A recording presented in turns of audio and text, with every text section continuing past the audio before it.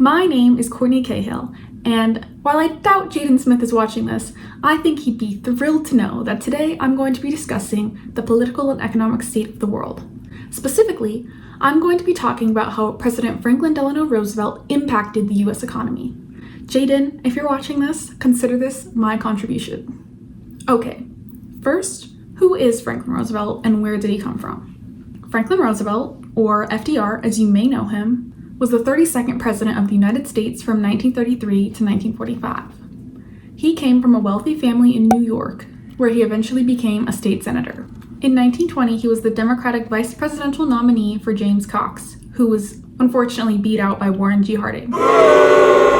Following this defeat, FDR contracted polio and ultimately lost much of the strength in his legs.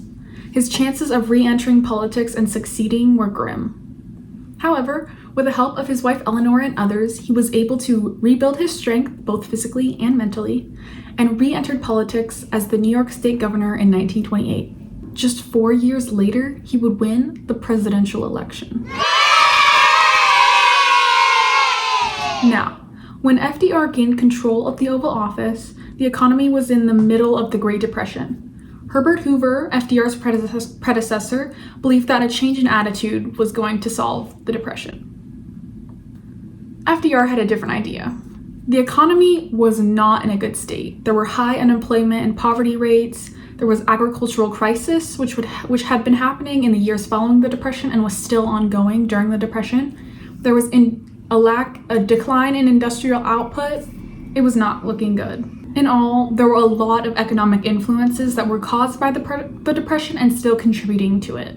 When FDR took office, he gave his most quoted speech, his inaugural address.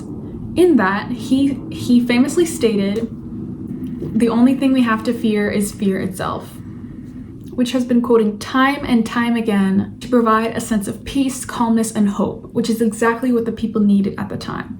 He also goes on to talk about creating jobs and putting people to work and trying to solve the agricultural and banking crises while embodying confidence and reassurance just as he would the next 12 years as president.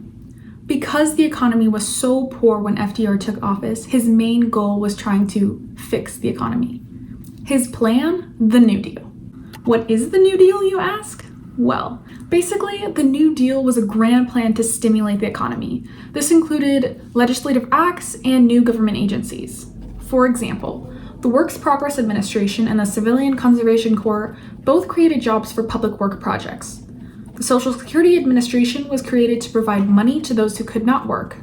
The Fair Labor Standards Act created rights for employees. The Public Works Administration funded the creation of large projects such as dams, highways, and schools.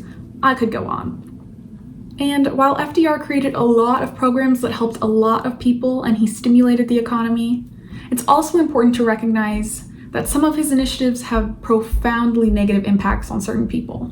In 1942, he signed Executive Order 9066, which resulted in the internment of all Japanese Americans following the attack on Pearl Harbor by Japan.